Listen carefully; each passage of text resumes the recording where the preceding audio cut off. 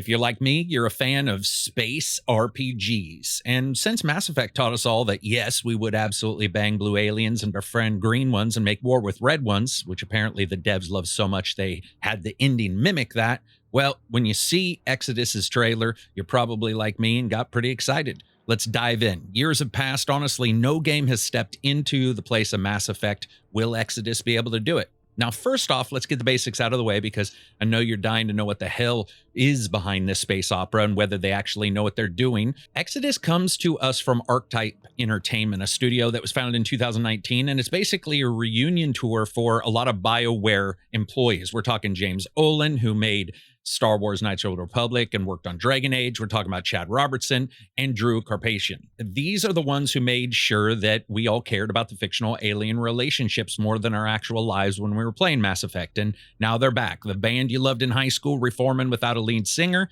but this is probably where a lot of the talent is. Speaking of talent, if you guys like this video, give it a thumbs up. If you dislike it, give it a thumbs down.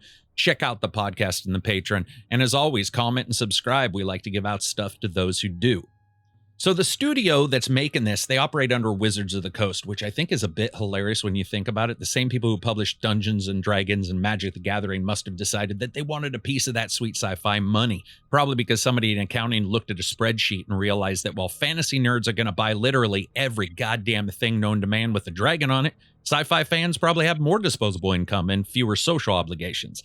Wizards of the Coast wants Exodus to be one of the next big space franchises, which probably isn't going to be that hard because really there's not that many space franchises out there. What I do like about this, and you get it all the time where somebody says, oh no, we looked at a little bit of this and a little bit of that. Archetype isn't even pretending. They're not influenced by past work. They've basically been pretty open about the fact that they absolutely are. They're not trying to reinvent the wheel so much as they're trying to put some friggin' lube on it. Now, when it comes to Exodus, we'll talk about the setting. Timeline is going to matter in this, and there's a lot to unpack. Exodus set about 40,000 years in the future, which is basically saying so far forward, your ancestors' would look like a primitive caveman. The game is taking place in the Centauri cluster. This is a region of space about 16,000 or so light years from Earth and contains a couple million densely packed stars. By the time the game starts, more than 1 million worlds have been settled, which sounds impressive until you realize that basically that's a cosmic equivalent of I've got 1 million friends on Facebook. It's technically true, but some are probably assholes. Mankind started this all back in 2200 when climate change made the Earth hit the bucket. Think climate change, but instead of raising sea levels and weird weather patterns, it was more like the planet is literally dying, pack yo shit.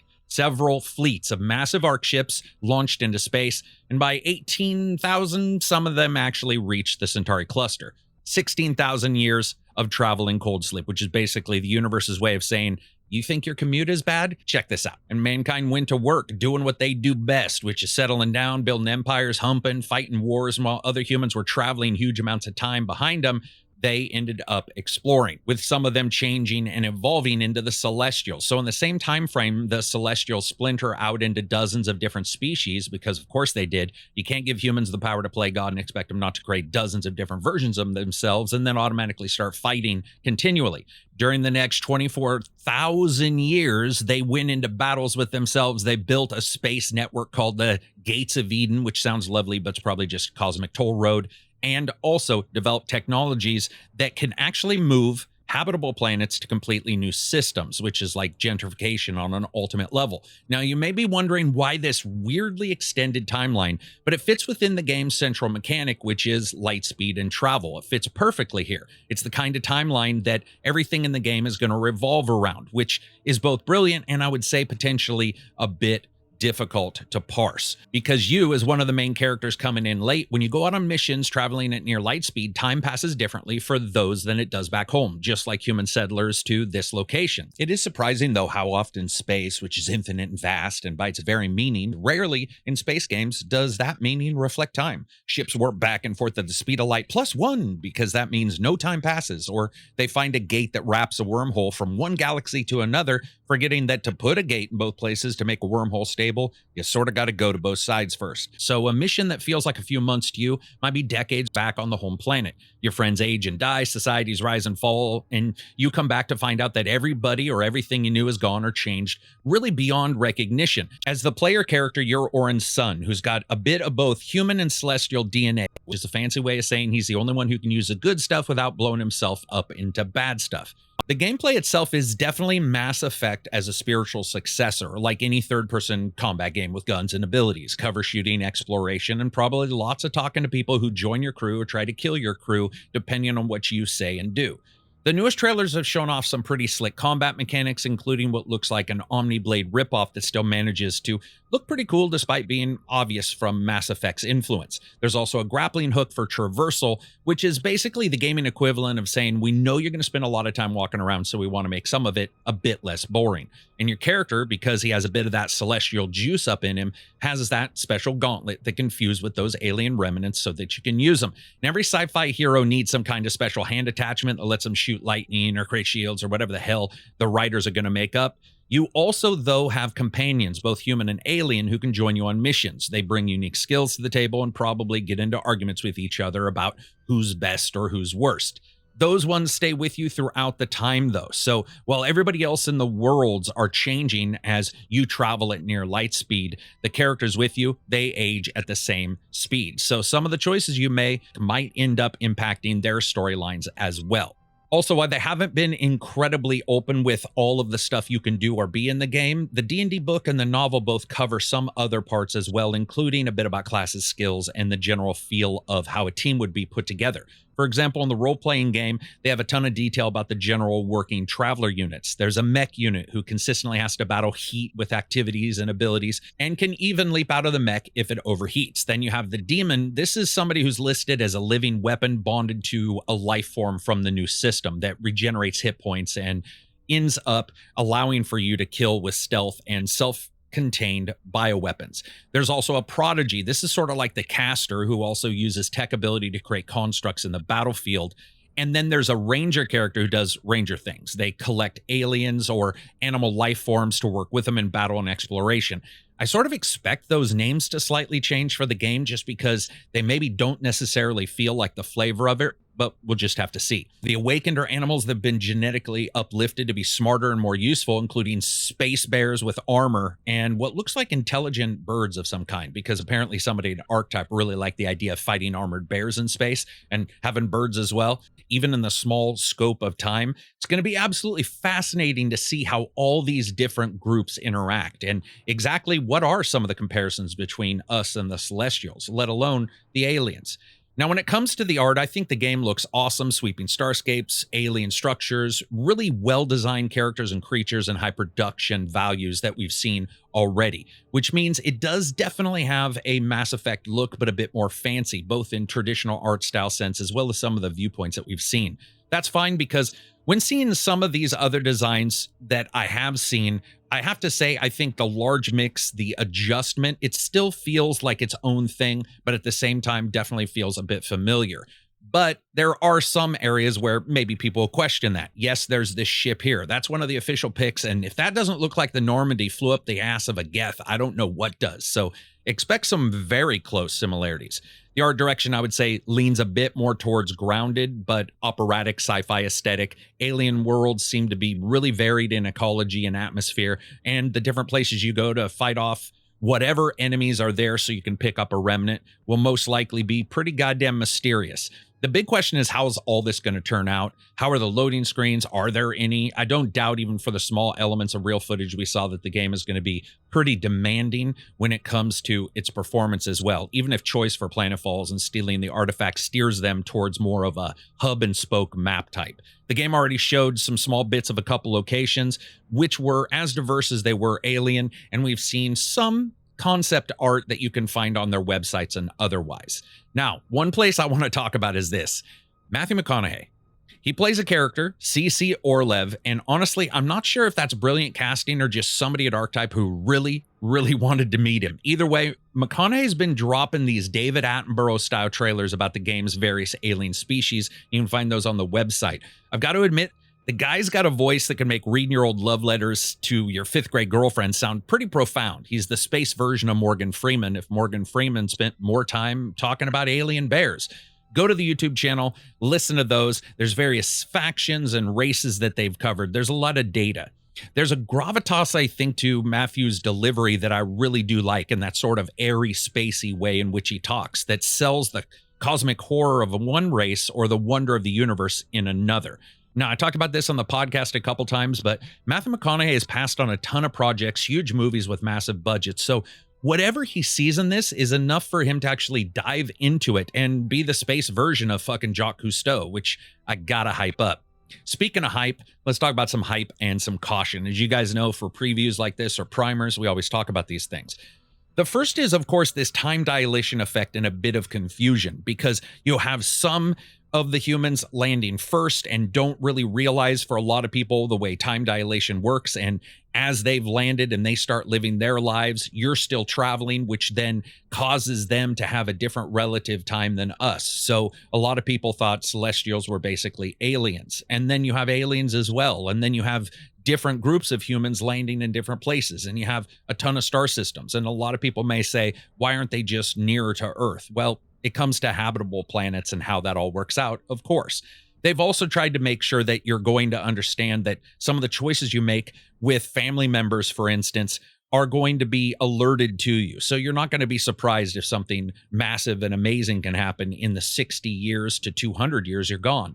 I think it offers an amazing wide view of a hero in a game that, honestly, I didn't expect. If you're leaving consistently, then drawing close to anyone in the planets is going to be either useless or less important, or if they do good with the writing, more important. Because even if the game has you spend 30 minutes to an hour with them, you're gone for a lifetime in the game's elements of time. So coming back and finding out they died because they got ripped in half by a space bear 40 years ago, they're gonna have to make sure that that matters to the player. And it's gonna take insane writing chops. And I can't say some of the writers' past work has left me with a bunch of confidence in that. We'll just have to see. This also is gonna impact your own plans. Think about it this way. A heist planned on your base planet, even an idea you may have because of old data about a place to search for items, is going to be years out of date by the time you get there. Will that be handled, discussed, or will it just be something that annoys the player? Or will they pretend that these areas, these remnant dungeons, let's call them, don't really change regardless of how many hundreds or thousands of years may pass between the time of you finding out about one or the information that you got about one and actually landing there? Will it be weird hearing someplace as ancient laser defenses and you get there and somehow now it's shooting fucking quantum bits into your nuts to kill you, or something more technological? All that will matter here. But there's also something genuinely exciting about what Archetype is building. It's not just another Mass Effect clone. There's parts of Mass Effect for sure. It's taken that DNA of those classic BioWare RPGs, but it is evolving it, and it is adding a shit ton of risk when it comes to the story, adding new mechanics as well, and exploring themes that, honestly, very few games have really barely touched. The last time I can say, man, I remember Generations in a game was Phantasy Star Generations, weirdly enough, for the timing and the name.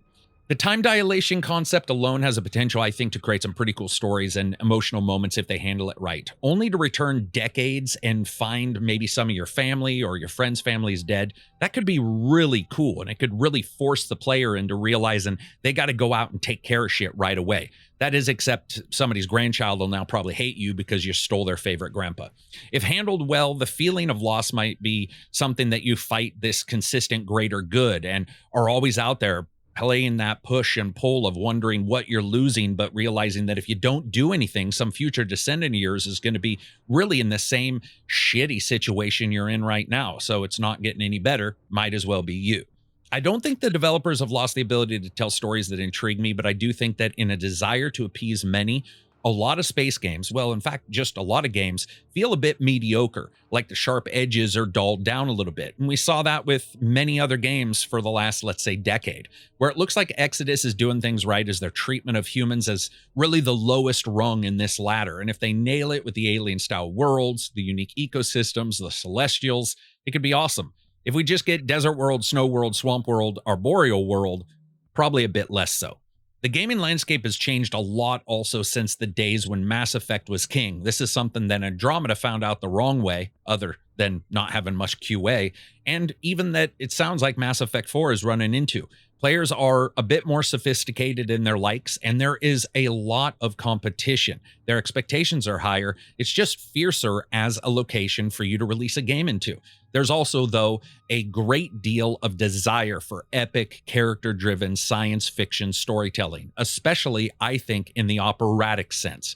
Exodus might just be the game to satisfy that. We'll have to see. Of course, this is all just potential until the game actually releases and we see whether Archetype can deliver on all these promises. RPGs live or die by their execution, and even the best concepts that have much easier writing and requirements can fall very flat if that writing isn't sharp. The characters aren't compelling, or the gameplay systems don't come together, or if someone makes a 3-color ending. The developers have been pretty clear that they're taking this situation and science all seriously. They work with sci-fi authors and consultants to make sure the time dilation and other space physics stuff make a lot of sense, even if it's not going to be absolutely perfect. Games have a tendency to perform a deck of cards style in their world building. The more worlds, the more cuts in the deck, and the less cards in each cut. And jamming those into discrete worlds results in worlds where the defining characteristic is it's a snow world. The more cards, the more detail, and the more cuts, the less likely we are to see particular sections. It's a simple case of resources, including time.